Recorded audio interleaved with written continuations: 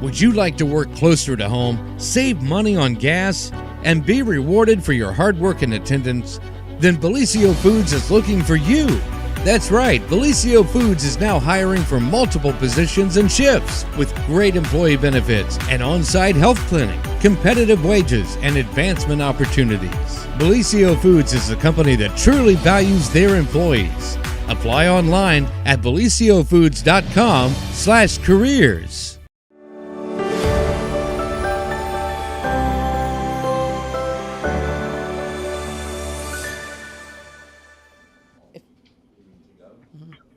Hi, good morning, everyone, and welcome to the morning show right here on Main Street TV, where it is the day after Election Day.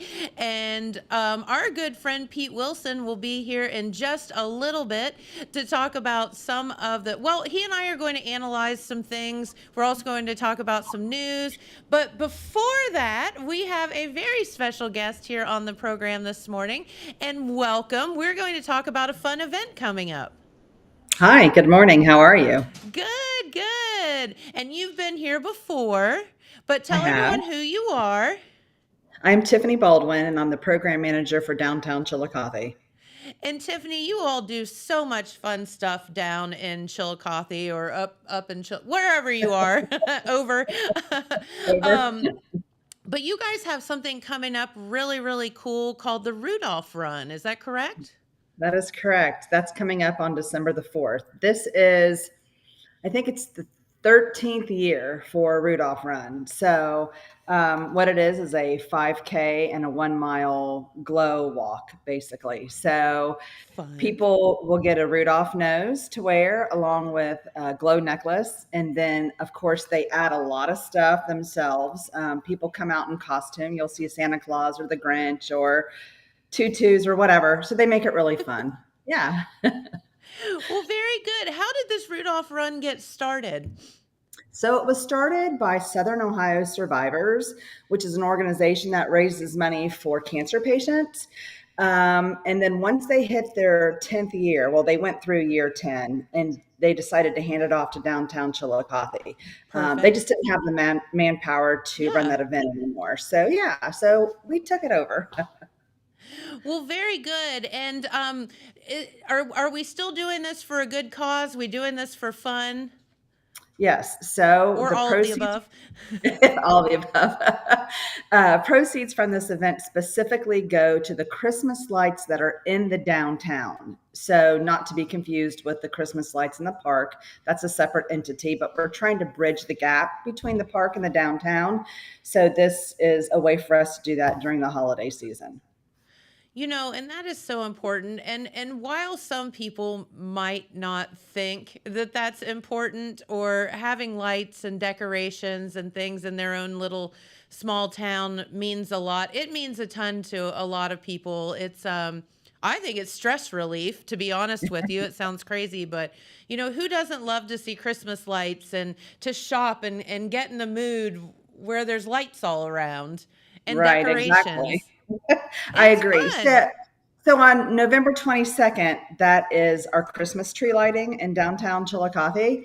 And that's the night that our lights in the park come on for the first time. And then our lights in the downtown also come on at the same time. So that evening, that weekend is our culmination of the downtown shopping for Christmas. So this year we were able to continue further south on North Paint. So we added quite a bit this year. Cool. And again, it's partially from the Rudolph Run, but then some of the other events that we host throughout the year as well.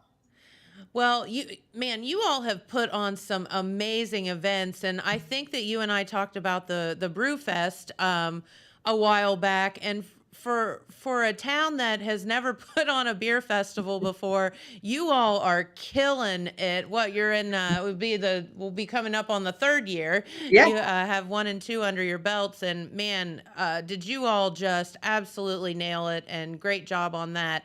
And so many other events that you have. Yeah, our big one, obviously, which is Sand in the Streets. So yes. Yes. So that's our huge event. So throughout the year, we primarily have 5 events. One that doesn't require a lot of manpower is our restaurant week, and that will be in January. And it's just a way to try to drive foot traffic to our downtown restaurants during a slower time. And, everybody, Smart. every town, Columbus included, Cincinnati, they all have restaurant week. So that's another event that I feel maybe goes untalked about as much when you talk about Brewfest, Oktoberfest, Sand in the Streets, and now Rudolph Run. But so those are our 5 main events that we do. That's awesome. And Yeah, again, you guys just are amazing. So thank tell you. us some of the logistics of the Rudolph Run. How do people participate? How do they sign up? So it's on Eventbrite. So that's where everybody registers through, just to make it simpler and in one location. If they have trouble registering, they can always reach out to me. And my cell is fine. I'll just put it out here, 740-701-4037. They can call, text, whatever. They can also email me at info@downtownchillicothe.com. They can also go to our website, downtown Chillicothe, Ohio, and get all the information there. And there are registration links if you go to our website. And then also on Facebook, Downtown Chillicothe, Ohio, there's also a event specifically set up for this, so they can register there as well. And I'll just kick them over to the Eventbrite link. But the event, Awesome. like I said, is on December the 4th. It's a Wednesday evening, and it's always been on the first Wednesday of December. Okay. And it starts at 6 p.m. It's snow or shine. So what, not rain or shine, right? So hopefully this year we have some snow. So in years past, there's been snow on the ground, and it just makes it fun. And people come out in masses to support this event. So it takes off from the Elks, which is on West 2nd. And then, Trying to think where that is. yeah. So, yeah, West 2nd Street is where it is. Okay. So if you're on Paint traveling north, you'll hook a left, and then it'll be on the left-hand side. It's kind of Okay. close. It's kind of behind like the law complex in that Yep. area over. So they'll take off from there, and on the Eventbrite site, I also have the route map, so they can see exactly where Perfect. the 1 mile goes and then where the 5K goes. So the 1 mile will kind of go down Yoctangi, turn by the YMCA, go into the park, and then both courses finish going through the Christmas lights that I told you were just lit on November 22nd. Oh, And so there's love that. music down there, and we have carolers and people dressed up in costume. And then the 5K will go down further on Yoctangi, get up onto the flood wall, and then wind in through the park, ending, like I said, at the same location. So there are 3 different levels of registration. So if you register a kid, it'll be $10 for a child. If you want a t-shirt, it's $30. And if you don't want a t-shirt, it's $20. But if you do want a t-shirt, you have to register by November the 17th. And what the t-shirt looks like is also on the Eventbrite site. You are on it, sister. Look at you Try to go. be. I try to answer all the questions before they come up. Hey, Yeah. love that. That's what it takes too. Lots of preparation and fun. No, that sounds like an absolutely fun, amazing event. What better way to kick off the Christmas holiday than to do that? Running through the lights, walking through the lights. I would be the walker, by the way. Me too. Me too. Don't run anywhere. But no, that's very fun. And I can only imagine how people get decked out for that. They do. They do. And it's really fun. And we encourage a lot of the cross country and track teams, their coaches, so they all get the invitation. And a lot of them bring their team. And it's just a way for them to have fun together as a team, but then also throw in a little bit of practice. And also, like, for instance, when you get up on the flood wall, some people are kind of concerned because it's darker up there. So we do have glow sticks that light the way. And we also have a golf cart that follows behind the last person to make sure nobody's left behind. So Great. we try to put a little bit of, parameters for safety in there. You have thought of everything. Great job. Well, if you have any other ideas, I'd love to take them and incorporate them. So Well, very good. I mean, if it were me, I'd say Can you carry a beer with you or walk with You can. beer at the end? Only so far, and then the door boundary does stop. Maybe you could finish up somewhere for a beer. No, I'm Yes, just for teasing you. sure. But it's a thing. I've never figured out how running and drinking beer go hand in hand, but for some reason they seem to.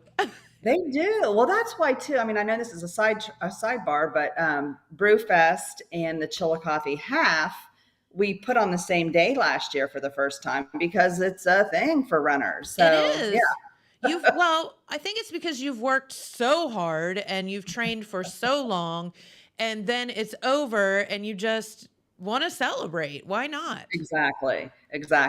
And we're hoping to keep people in town longer too. So let's have fun all day long. Love that. And so that is Wednesday, December, you said 4th? Yes. Very good. And the race starts at 6. Mhm. And if somebody's kind of a last minute says, hey, you know what? I feel like I'm going to take my kids and walk in the thing. Could they sign up there right before the race as Absolutely. well? Yes, absolutely. The only thing they may not, so we try to give everybody, even after the t-shirt cutoff date of November 17th, we try to give them all a glow nose and a glow necklace. So the only thing they may not get the day of registration are those 2 items. Okay. But they can obviously come with their own. Very good. And we do have face painting that will go on also for the little kids between 4 and 6, and that's free to the children. So if they want to get a little festive, they can. Or adults. Or adults, yes. Get a snowflake on your face. Hey, listen, I'm not against it. That sounds like fun. Right? Don't we all want to be a kid, right? Sometimes. Yeah, for sure. Well, very good. Tiffany, is there anything else you wanted to let us know before we let you get out of here for the day? I think that's it. You pretty much touched on everything for the event, and we threw in a little extras. Yeah, I encourage everybody to come out and support downtown Chillicothe. That's right. And just go to that Eventbrite site. And if you don't even know, just search for the Rudolph Run or downtown Chillicothe, and it will get you there. And it's such a user-friendly site, so easy to use. And it just sounds like a really fun time. So thank you guys for your hard work. Thank you. And I do want, so when they type it in, it's Rudolph is not PH at the end, it's an F. Okay. So I want to make sure everybody knows to type an F. Glad you said that. Just a little pun on words. Gotcha. Very good. All right. Well, thank you so much. Best of luck. And thank you for, again, all your hard work that you do in downtown Chillicothe and for the community, because you all are an amazing group. Thank you. Look forward to talking to you again. Okay. You too. We'll see you soon. Bye-bye. Bye-bye. Thank you. All right, and our good friend Pete Wilson has walked in the door, and there was this little thing that happened yesterday called the election. And Pete, did you get to go to sleep, Pete? 3. Look how nice he looks this morning without sleep. Yeah, mummified. So you had so you were here, you and Jeremiah, and Red, and behind the scenes, Mr. Hayden Milliken, were all here last night, late, doing the election results. And tell us, Pete, a little bit, just from your standpoint, how is it differentiated between, the new way of doing elections and the old school way where we used to get to do precinct by precinct and all that? It seems like you still don't get out of here quickly sometimes. No, it's still late, and of course in the old days, it was paper with hand counting, and that went on for a long time. And I tell you, it was. I think you even remember from being around when your dad was doing it for the radio. It was kind of like a social thing. They did it. It was fun. Right. It was done at the courthouse because that's where the Board of Elections was. They were down in the basement. They would bring results upstairs. It was in the auditor's office, which is one of the bigger offices. And we would all set up. There would be a buffet. Yes. There. Tons of food. The county officials in the auditor's office and maybe some other offices would be kind of unofficial hostesses. Yep. There would be, of course, the candidates and whatever. Some of them would come out because that was the place to be seen. Hang, yeah. Like, on TV now, they go to their parties or receptions after winning or losing, and they do their, So it was really a big crowd. Now it's so much different. Everything is electronic. Mm-hmm. Everything is electronic, and because of all the safeguards that are in place, and the fact that the Board of Elections office here in Jackson now is not a big place. It's correct. It's in the JFS building. Nice offices and all, but it's not a courthouse or anything. Right. With any big area or whatever, and it's not made for a bunch of people to hang around or whatever, and probably shouldn't for security. But it is a different world in which we live too, Pete. Really, honestly, it is. It is, but mentioning security. But what happened before was, after each precinct was counted, or there might be more than one at a time if they came in quick and they were quick counting, would bring up one or two precincts at a time, and then you'd have your calculators out, or your rough sheet where you did math and arithmetic the old way, and you would say, hey, listen, our 6th precinct just came in, and this is how it's changed. And it's interesting, this is where these votes are coming from. So we'll see when, the next township comes in from that area, if that also affects the race accordingly. And it would be fun because you could analyze each precinct, and I can remember Dad saying, well, Cole 1 voted this way and blah, blah, blah. So this is the direction that this is going to head. Right. And, because you knew how people voted. You could break down the geographic and the geographic areas of the county,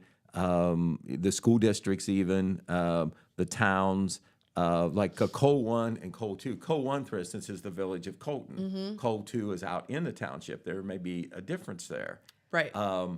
Even breaking down a big rural precinct, you may have a big rural precinct where it's close to town and it's really people who work in town or whatever, but live on the outskirts. Sure. And then you're farther back in the township where it's very rural and remote, and those right. voters may have a different mindset. That's exactly right. So anyway, it was fun to try to figure all that out over time, and there was drama to it because it happened a little bit at a time.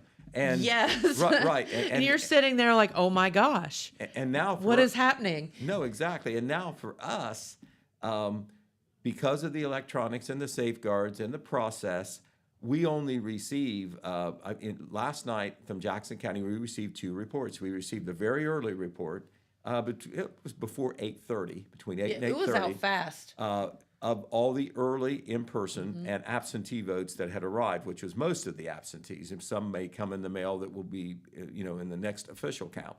So we are killing time all the way until the final report comes in. Sure. And in this case, let's see, it was between 8 and 8:30. The final report came in for us around 11, something like that. Okay. So, we're waiting about 2.5 hours for really new information. Yeah. We can try to break down things. We can review things. We can give background to what's at stake and all like that. But I almost feel like, we need to book some entertainers or something. Right. Well, what we did last night and what we have done for a while is, to rest our jaws and also not to be any more repetitive than what already it's set up to be. We go off the air in between breaks. Sometimes what we have to say may go 15 minutes, but if what we have to say goes 5, then we're on a break till the next 15-minute segment. It's 8:15, 8:30, 8:40, and we know that's not perfect, and we fear that when we do that, they'll turn on the radio, oh, there's music. They're not doing the returns. Oh, no, I didn't think that. We just try to publicize it the best we can on that and stay on track. And, sometimes if some important returns come in right on when we went off the air, we might try to come back on early. Sure. Because we want to get it to you as soon as possible. The bottom line is it's still the quickest way to get the returns, when we're on the radio or now digitally on the stream or whatever, to get that out. And so we still feel that it's worth that it's worth doing. But it does take a long time now. And the way the process is, they tell us they have to send the results to the Secretary of State's office for review before they can release them to anybody else. Before, I think, we got the results. They go to the Secretary of State, they go to the paper, they go to the radio. Because they were unofficial whoever else results. was on their short list of being worthy of receiving a quick email, or however they got it to you. So, it is what it is, and so. It's different, and to be honest, it's not as dramatic or as interesting as it would be if it's a little step at a time. Because we got the early in-person voting was so heavy this time that turned out being about 2/3 of the vote. Even with 68% turnout, we had 42%, 44% of it. In that first report. You pretty much knew when that first report came out how things were going to go. And that doesn't necessarily happen at all most of the time. No, I mean, in the past, what has happened, that early chunk of voters it's definitely indicative, but it's certainly not defining. Right. Because you have so much more coming in. You don't, in this case, it is a better cross-section because it's everybody who voted early, it's everybody who voted absentee, and that's going to be from all over. Sure. Before, when you got partial reports, it might be, Jackson, the city of Jackson might be reporting early first because it's closer to the Board of Elections. Right, exactly. And it's not way out there somewhere. Right, and there might have been a heavy vote in a township or a village far away because of a tax levy or a mayor's race or something. It may have taken them longer to gather up all the stuff and get back to the Board of Elections. So they still have to travel to the Board of Elections, and things have to be counted there. You're right. But there have been, the last several elections, to gum up the work, to my knowledge, there has not been any technical snafus. Oh, the counting machine broke down. This thing isn't feeding. The copier broke down. Lots of things can slow down the process, and then everybody is in the waiting room even longer. Did you ever hear the story about, and then we'll get to the results and kind of analyzing them, but did you ever hear the story from Dad and John about they were there one night and they were waiting and they had all of the precincts in except for one, and they waited and they waited and they waited and it never came, and they waited all night long, and finally, they got a hold of somebody at the Board of Elections, and the dude that had the precinct, he went home and went to bed. Oh, my. He didn't take it to the Board of Elections. He missed a memo or training session somewhere along the way, didn't he? And they said that they were so angry because they waited all night on this dude, and he was peacefully sleeping while they were all. I had not heard that one. Yeah, that was a thing. Nothing surprises me because you can't script it. It's like a ball game. That's right. Not only what happens in an election, but then how it gets reported and tabulated. And what I have found has been so interesting lately with election is more the election laws. We have had. And I can't even put my head around it right now, but we have had some really interesting events happen where you didn't know the answer, I didn't know the answer, the Board of Elections didn't even know the answer on, this person either resigned or moved, or we've had so much weird stuff happen. It's kind of like what you were talking about yesterday with the judges. Mm-hmm. It used to be judges were partisan. Now they're not partisan. They run as partisan in the primaries, mm-hmm. but they're not partisan on the general ballot. It's like all of this stuff. It's just crazy when it comes to election law. So we got to keep up on all that too. No, and I certainly do, because when I'm on the radio live or whatever, I don't get a do-over. I don't mind admitting a mistake, but I don't want to muddy the waters even more on this. Agreed. On all the changes and the confusing things and the technicalities and so forth. But on the election results last night, I guess there are a few headlines that you always get out of every election. Sure, absolutely. One for me, the overall is just the doggone turnout. In Jackson County, it was about mind-blowing. 68% plus. In Vinton County, almost 68%. Just mind-blowing. Right. And, unbelievable. Now, here's a conclusion that you can draw for sure. In a presidential year, normally, the voting is up. So you say there's interest in the presidential thing. Well, obviously, that's a big deal. But in Jackson County, if they say that, all politics is grassroots, we had no contested county government races. I can never remember that happening. Me either. 9 races. Normally, always there's a contested commissioner's race. I mean, without fail. Always commissioners. People want to be county commissioner. Yes. But since there weren't any of those, and you didn't see all the local campaign signs for county commissioner or for sheriff or prosecutor or whatever, which drives votes out, you have to think that there was tremendous interest in that presidential race. It had to have been. Right. People that maybe not even come out to vote for who their sheriff or commissioner or mayor is, come out to vote who the president was. Correct. And so they were not apathetic. And, if there's any doubt about it, this county is red and this county is Donald Trump territory. Oh, my gosh. That is another bottom line Yes. that came out. But not only Donald Trump, he was really at the top of the list. His percentage passage was 77 to 78% in Jackson County, I do think. Not surprising. Right, but all the Republican Supreme Court candidates who won, by the way, but in very close races, they were in the 70s too. All right. Okay. And Bernie Moreno did what was like the low 70s, and this is running Holy moly. This is running against a 3-term Democratic incumbent, Sherrod Brown, whose name is known. He was Secretary of State. He was in Congress. He was in not Congress. He was Secretary of State. He's been United States Senator for 12 years. And I will say this: he has been active in constituent services. People have seen him here. Yes. There used to be a joke in Ohio. This goes back a long time. If your name was Brown, you're in. People Oh, really? recruited. Oh, yeah. On both sides. Okay. There was Ted Brown, John Brown, Bill Brown. All the Browns. Right. And no, there was a joke. If you could put the name Brown on the ballot, like maybe Evans here in Jackson County, sure. or Jones or whatever. Smith. Yeah, all those. They were familiar. But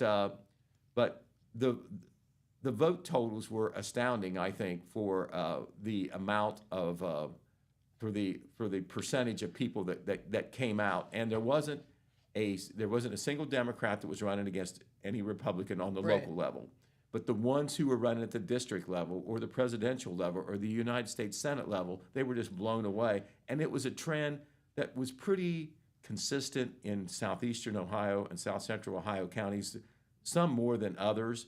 But except for Athens County, of course, which is it's green because of Ohio University, but it's blue because of its politics. Absolutely. And everybody presumes that's because of the city and, of course, the students. Yeah, absolutely. But it was the red wave was astounding there in Jackson County. And if you break down the party affiliation, there's a lot more Republicans than there are Democrats. It's more than 3-1, but the majority of voters who voted, if you put together Republicans and Democrats, there was, I think, about as many unaffiliated voters as there were Republican and Democrat voters. I've always felt that in Jackson County, the Republican hierarchy may not want to hear this, but I think they realize it too. There are more the number of registered Republicans and Democrats is artificially high because when there's no Democratic candidates, your choices are made in the Republican primary for who your county office holders, correct, who your mayors and all that are going to be. So if you many people register as that Republican to have their say, then you may even say, "Hey, I'm an independent-minded voter," but you become a registered Republican when you vote in the primary, or you become a registered Democrat when you vote in the primary. And I feel as if and maybe there is more of this than I think, but the old days of my mom and dad were Republican and grandma and grandpa were Republican, so I'm a Republican kind of thing. I think, Adrian's generation and even somewhat of our generation and lower are more independent thinkers. When it comes to voting, I don't think that red or blue makes as much difference. Now, maybe here in the rural in Appalachia it does. I don't know. Obviously, it's very Republican down here, but I do feel like the younger generation is more independent thinking, and that's kind of, in my mind, pleasant to think about. Well, on the flip side of the voting, you're looking at the age demographic. We told you. Because of that great information on the Secretary of State's website about. I was going to ask you, is there more of a breakdown of that? Well, they didn't break it down for the the election day voters. But Okay. assuming that the trend was about the same, you have older voters, 65 and up. That is your number one voting block. Your number two voting block is 55 to 64. Yep. And I hate to say this, young people are not as interested in voting here in Jackson County, at least, same way in Vinton County. Okay. And I'm guessing, except in an area where there's colleges or whatever, that trend is pretty consistent. Yeah. Adrian, can you get Pete some water, please? Yeah, and I don't know. Is it that young people are away at college, or they're busy, and the older generation is? Well, is it generational, or is it they have more time, or what's the thought? They're not as invested. I think you turn back to when you were 18, 21, 22. What was on your mind? Didn't give two craps about right, about what was going on. Unless there was some personal angle involved. Right, or whatever. right. Because it's just like a lot of your service clubs. Older people are still the main body of people that are in those. You've got to be interested in it. You've got to get people interested in it, and unless it's indoctrinated into them in school or by the family or whatever because right. of a tradition, a practice, I'm not sure how interested they're going to be. It's just, I think you can look at it like this. We cover all the governmental meetings and like that, but a lot of times people have little interest, and we know that from our Facebook posts. That's the truth. Even though there may be some important things going on, unless somehow it affects them or there's some personal issue that gets their attention, they're rather apathetic. I'm going to say they just don't care, period. It's not their thing. It's not their thing. That, or I think too, sometimes people just get into the mindset of it's not what I have to think or say or whatever isn't going to make any difference whatsoever. So why bother? Right. I have more fun things to do than, go to a council meeting or a school board meeting or something like that. Oh. Just get a cup and get it out of there. Ask somebody over there, please. Okay. All right. But anyway, that was another thing too, the age demographic, that was interesting. But the turnout, very, very high. It is always higher in a presidential year, but because of the lack of local issues on the ballot, I think we can say that, we weren't hiding in the cave as far as interest in the presidential election this year. Well, do you think though, and I'm not saying here in Jackson County or Vinton County or Ohio even, do you think people still get in a column and go? I think that can happen because I think there's people who may differentiate and said, well, I think Sherrod Brown's been a good United States Senator, but he's not going to help Trump the way Bernie Moreno is. Correct. So what and that's what I'm what wondering. do I do? Do we just get in the R column and go? Do I give Brown credit for all the work he has done over the last 12 years? And because he seems to like a nice guy, and a lot of people seem to like him or whatever, I don't think he's done anything wrong as far as working for what he sees is best for the people of Ohio. So I think there's some of that. You've got to decide that. On the R's and the D's and whatever. So, yeah, I think, and when you don't know as much about, people on down the ticket, you may just go ahead and they say the top of the ticket means a lot. You know how they always say, well, we can't have him as our presidential nominee. We can't have her as our presidential nominee. That'll drag down everybody. And then the candidates that are down, running for Congress or running for Senate or whatever, when you see them distancing themselves from whoever's at the top of the ticket, you've got a problem. Yeah. Because, you don't want their favorability or their electability to affect you because you have the same party label. Absolutely. And you're walking a fine line there because you do want to be on their side. You got it. You may need them when they get elected again, if they do. You got it. And we will get to the local thing, but the interesting thing that I was watching a lot of the national stuff after I heard the local kind of results. And the people that jumped ship last night or yesterday or in this election on presidential, thank you, Adrian, candidates, like I was looking at some of the results this morning, Harris versus even Biden 4 years ago, she lost. She lost a lot of, the young male voters and the Latino voters and the black young male voters and things like that. And you're just wondering what on earth, how? Like, did she not have a long enough time to campaign? Did she just not resonate well with people? I don't think, this is just my opinion, I don't think people were overwhelmingly voting for Trump. I think they were voting against. There might have been some of that working both ways, and also the different political philosophies. Because you may say, "Hey, listen, I don't." Some people may have said, "I don't really like some things about Donald Trump, but the policies I'm more in line with." Or I feel better about the economy, or I feel better about national defense, or who knows? Yeah, it could have been, a flip thing to the other way. I feel. And this is not a real positive thing to say, I think there were lots of people who voted one way because they certainly weren't going to vote for the other one. And it was a choice between two. Agreed. And I think the Democrats, when they dissect it, this is how I felt. I'm trying to be totally impartial when I say this. When you build a campaign around just trashing the other candidate, that's not going to be, I don't think that's going to get you a lot of votes. And so I have a theory. This is can we make a campaign for this, Pete? Today, 9:40 on November 6th. I think both candidates and all candidates raise a ton of money, right? For advertising.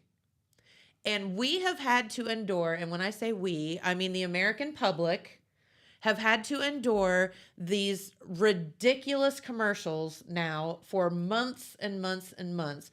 I think that they should have to take some of the money, all of them, all the candidates, and make commercials with like unicorns and rainbows and puppies and feel-good things and air them for the next 2 weeks on their own dime, because they have forced us to endure all of this BS for so long that they need to get the American people back on a good side and in a happy note. And they should have to pay for unicorns and puppy commercials. Yeah, well, we could. What do you think? We could definitely change the mood. For instance, we definitely need to do. Everybody always says this on a contentious election, and I guess to a degree they're all that way. And on presidential, man, there's so much at stake. You're going to get a lot of negative mudslinging both ways. Some may be on target, and some may be totally off target, but it's going to be out there anyway. But I think everybody is always ready for the doggone thing to end. I'm telling you, they should be forced to do happy commercials for 2 weeks after the election. Right, and let's do it. And some of the regulars on both sides say, "Well, this is just the way it is." They may not even mean some of the horrible things that they say and do that they know aren't right. But it just gets nastier every year. We got to do it because they're doing it, and that's what people respond to. That doesn't say a whole lot about us. No, it does not. If that changes our votes. If that's what humankind there's something negative needs, and especially negative and untrue, both. Agreed. On all sides, it's not right. And one way or the other. Let's cut the. I hope everybody feels cut the doggone name calling. Oh, it's awful. I thought it was horrible on both sides.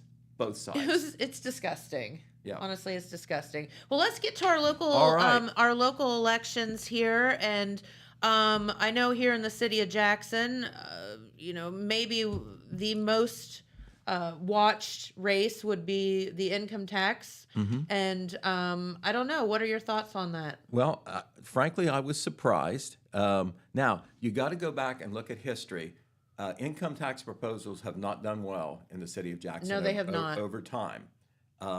In 2020, after Randy Evans, he was in his first year, less than halfway into the year, he came to the conclusion we had to have one, because that's how cities are normally funded. And there was going to be restrictions, if not prohibitions, on how the city had got some funds before through the utility funds, which was allowed. They never said it was illegal, but but anyway, we won't. That became scandalous, we won't hit that. It is true. Income tax. Most cities have income taxes. A lot of villages have income taxes. Yep. That in the state of Ohio, that is the way that cities are supposed to be. Well, we were one funded. of 2 municipalities that did not have an income tax. There weren't very many, but maybe it was a curse. But because we had that electric department that brought in so much money, Yep. and you could make a justification that should fund other things, but back and forth on whether that was okay or not okay. Yep. But anyway, on the income tax, because I think there's been so much progress in this city for the last 4 or 5 years. No one can deny that. Now, maybe they don't want to pay for it, or maybe they think it's too much,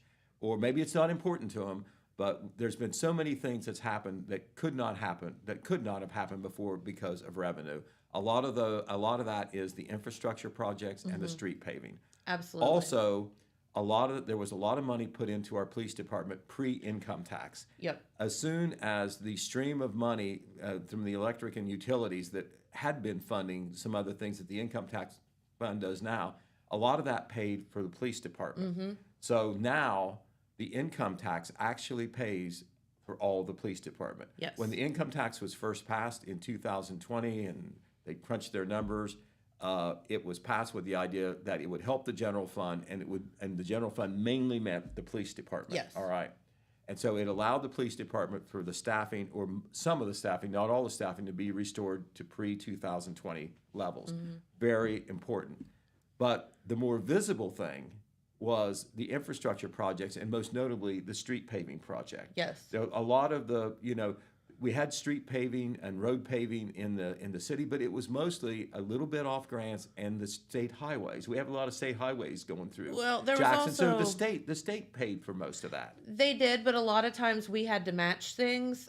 Also, there was a lot of, shall we say, trying to patch things instead of fixing them properly because we didn't have the money to do it. Right. A lot of the money, the little bit of money that they had, and I know it was a lot, but compared to the income tax, it was just a drop in the bucket. Yes. It was street patching. And so the argument was not where you're going to pave, it's where you're going to patch. Throwing the chip and seal out the back of the pickup truck into a hole isn't going to, and how soon are you going to patch and all like that. And so it was, there is a street paving project still has not hit all the streets in Jackson. It's hit a lot of them. I think Mayor Evans has said that it would take every bit of almost 10 years to do them all, and then it's time to start all over again because they don't last forever, the street paving. Absolutely. But there's also infrastructure projects that's been paid for, and a lot of the grants that the city's been successful in getting, and there's been a lot. We have water line projects, sewer line projects, new sewer line, replacement of sewer line, replacement of water line. Randy Evans, who knows a little bit about construction, realized after he got in there, we had an aging infrastructure and all this stuff needed to be replaced, and it takes money.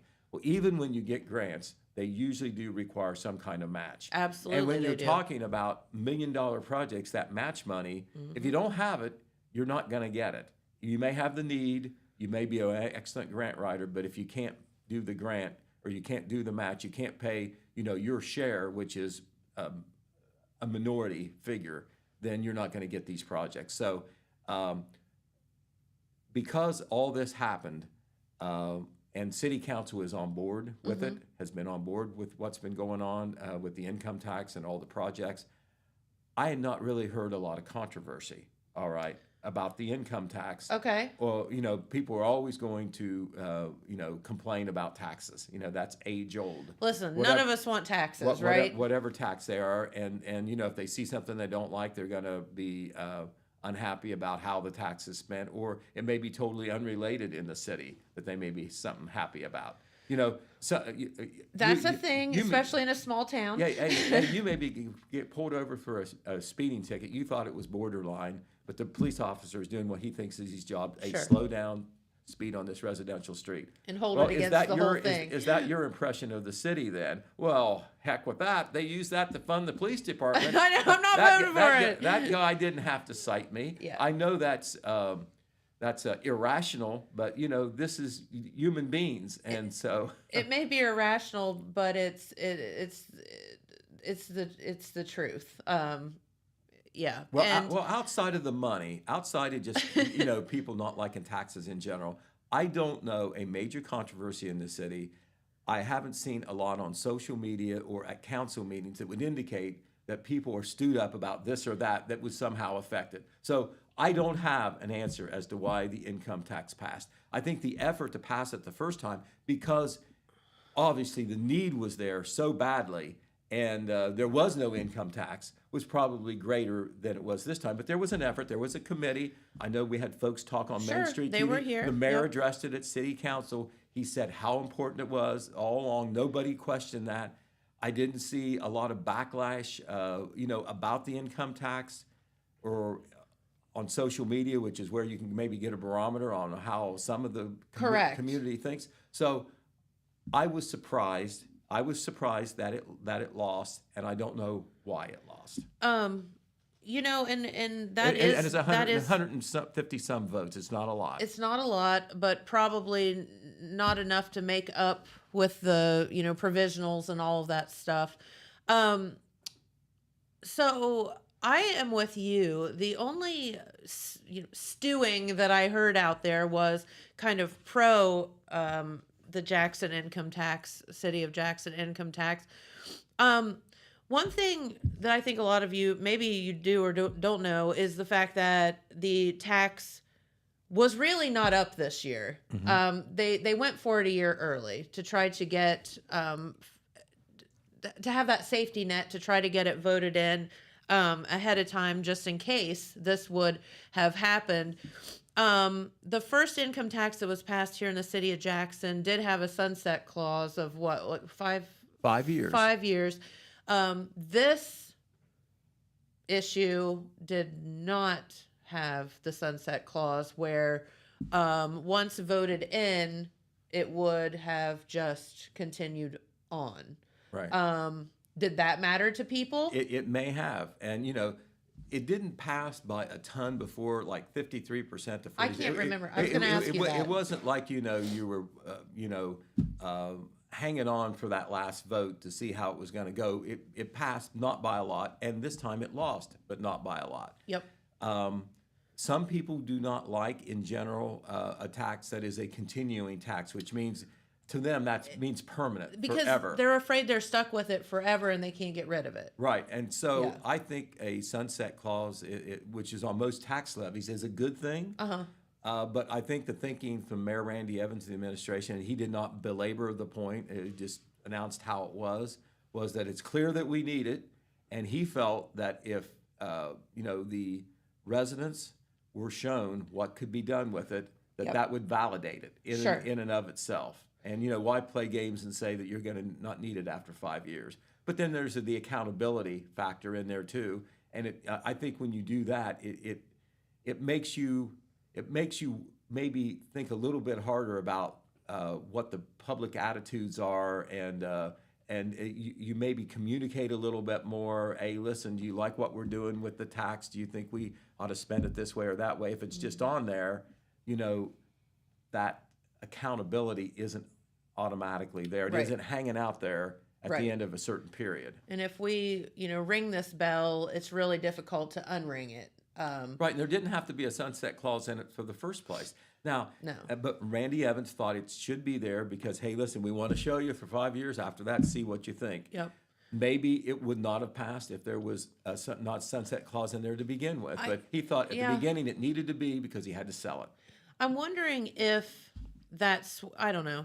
I'm wondering if that not having, the end swayed that many voters. Because here's the deal at the end of it. Let's just be honest. The majority of people that are paying the income tax aren't the people that are voting on it. That's true. That's an oddity, but it's a fact. So it's strange to me that people would say, well, I'm not going to vote on this. I'm really not paying into it. It's not, one way or the other for me, but I'm going to vote against it. I don't know. I'm wondering what swayed people, or was it that, why are we voting on this now when it's not even up for another year? Like, why are we talking about this now?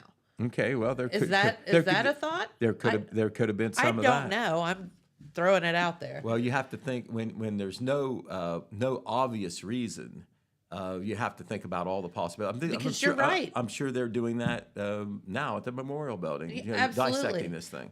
There were no rumbling. Like typically, you see social media can be just as bad as the election commercials. And, when you don't see a lot of rumblings out there, you're wondering, okay, obviously people are thinking something, but they're not saying it. Right. And I'll say this, I know that, you can't troll all social media all the time. You don't see everything.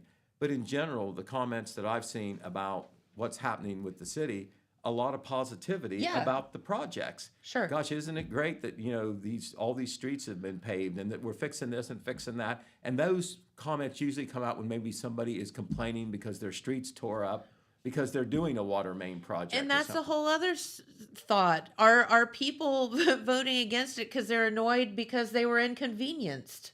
And for a while, they were happy. They were unhappy when they were inconvenienced. I mean, I get that too. I didn't see a lot of comments saying, "Well, I'm going to vote against your income tax because you tore up my street," right, or whatever. Right. I didn't get that. It was just a temporary thing. Why does it have to be tore up so long? Why is there so much dust?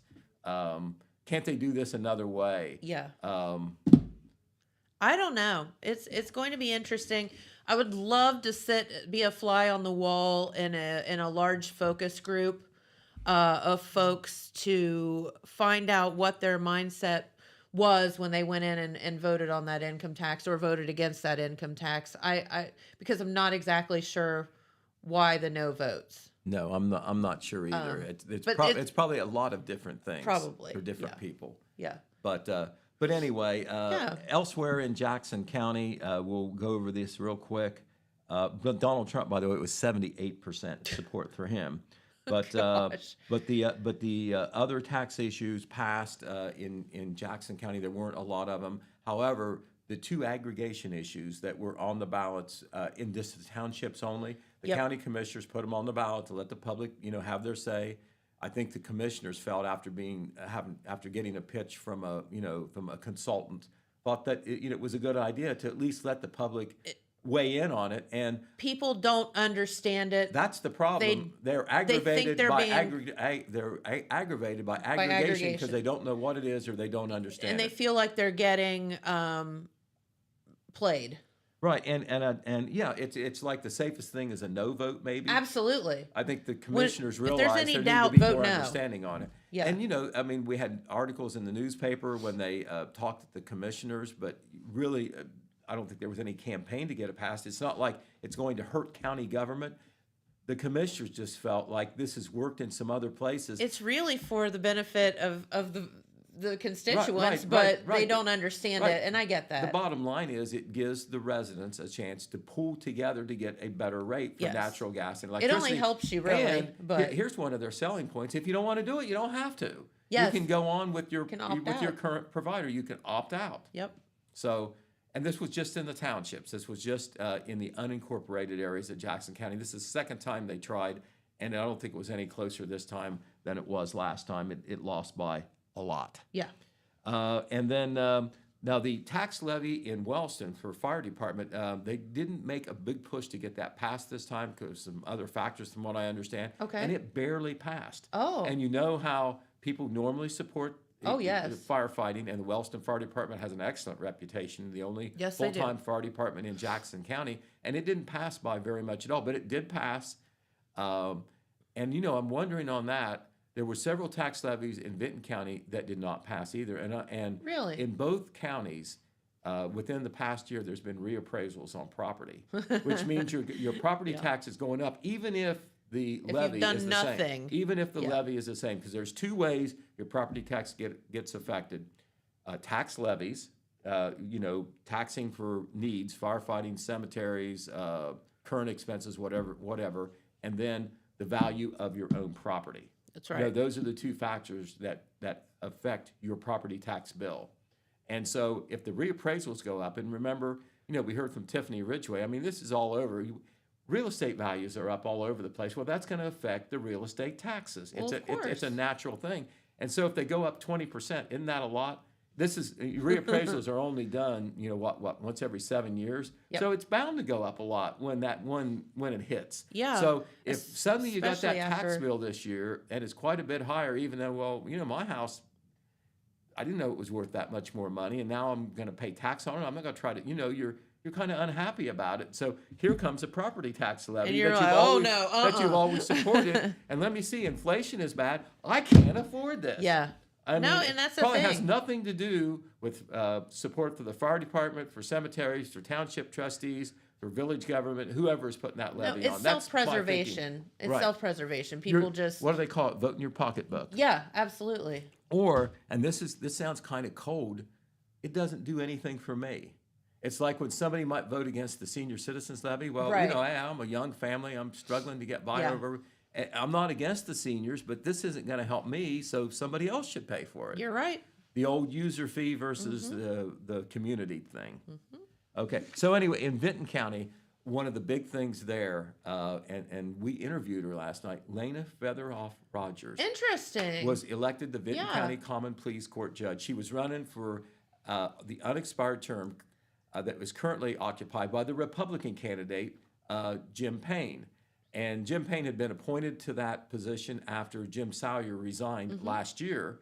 And even though Vinton County leans Republican, and there were no party labels, although it was known who the R and who the D was in this case, Yes. in a very close race, Lena Featheroff Rogers, who is a Vinton County native and resident, won that race. And in the interview, I did not know this, but in the interview last night with Red Thompson Jr., she said that she believes that she is the first female elected judge in Vinton County history. Well, you go, girl. And that goes That's back. the truth. That That's goes awesome. back to 1850. Also, 2 new commissioners elected. New in the fact that the current commissioners were defeated in the primary. The 2 new commissioners are both Republicans. Jeffrey Harper III and Kevin Kozad were elected over a Democrat foe in one case and a write-in candidate in the other case. So Wow. there'll be 2 new commissioners as well. Both of them won fairly handily. Now, Vinton County reflected Jackson County as far as the redness goes.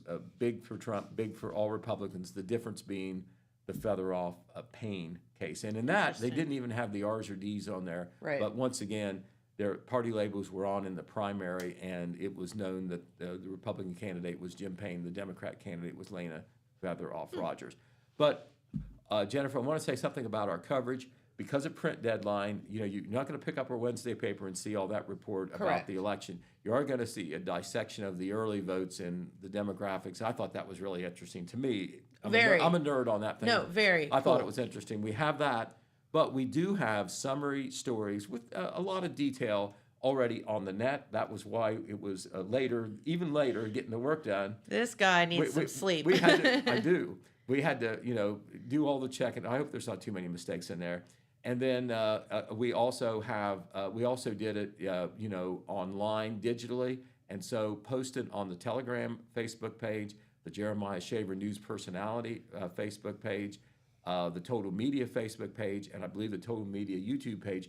You can see the video coverage of the election as well, the blow-by-blow if you want to get into that. And then, of course, we have that interview with Lena Featheroff Rogers there as well.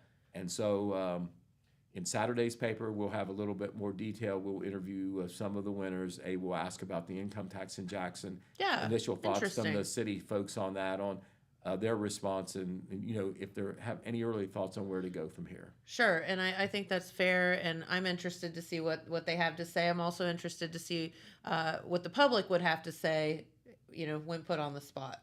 Right. I think the city officials, and this is just a conversation, no probing or anything, when I asked about it, they said, well, we really don't know until the votes come in. There's not a lot of history involved in it. Sure. This was the first time it had passed.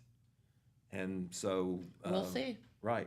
I think they felt like they had made good use of the money, and it was tangible and visible out there. Yep. So I'm sure they're disappointed. I'm sure they are. Did want to give a shout out. Thanks to everybody that got out and voted on our Sunday sales local option, as well as the local option for Casa Grande, just to allow us to serve some wine and stuff, Bloody Marys on Sunday. Okay, well, they might be lining up Sunday now. The fact, and the next question is, when does that take effect? I don't know. I forgot to ask that question. Well, I may have misspoke on the radio last night. I wasn't sure. I know that means you can sell some different types of alcohol on Sunday that you couldn't before. Would you spell that out? Because probably a lot of people wonder what the difference is. What will you be able to do that you can't do now? So right now we can sell beer on Sundays. Our beer. I knew that. So we could not sell any kind of mixed drinks, any spirituous liquor, wine, things like that. So now basically Sunday becomes like any other day. Right, and it seems like a lot of those liquor licenses in the state work. It's kind of like a progression. Yeah, and I don't know why we're so so weird here that we have to have Sunday sales right up front, or is that always a new step? Yeah, it depends on where you are and what, and it's very bizarre. So evidently, something in Jackson states that it has to be voted in. I don't know exactly. Okay, all right. I don't know the reason, but thank you to everybody that voted for it. You can get those creative mixed drinks at the 6 cents on Sunday, or all the margaritas you want. That's at Casa right, Grande at on Sunday. Casa Grande. Go ahead and go, folks. Yeah. Or whenever they'll let you do it. Yeah, and people. That was the first question that somebody asked me, and I'm like, I never thought past the election. I don't know. You know what? I don't think you would do it without checking, but wouldn't the assumption be immediate? The assumption would be, considering the fact that I have my application in, it's on file there, the money has been paid for that extra license. You would think it would take effect immediately. I don't know, though. Okay, you're going to be careful. But by golly, I will check. I will not. We've made it this far. We're not going to do something stupid now. How's that? That's right. All right. Well, Pete, thank you so much for spending your morning with us. I know you had a very, very late night, but it's always fun talking with you about this stuff. They're fun, and we like doing them. We like doing them. A lot of pizza and pop. Yep. Love that, and we appreciate you all so much for tuning in, and we'll be back here tomorrow. So just sit back, relax, realize that you won't have to see a political commercial today.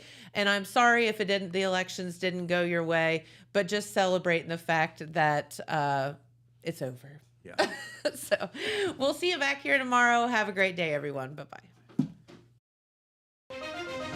From breaking news to heartwarming stories, the Telegram is your ticket to the latest buzz in town. Read your daily dose of local headlines, sports, and entertainment and more, in hand and on paper. Get a print and digital subscription for only $7.95 per month. Delivered fresh every Wednesday and Saturday. Visit thetelegramnews.com or call 740-286-3023 today.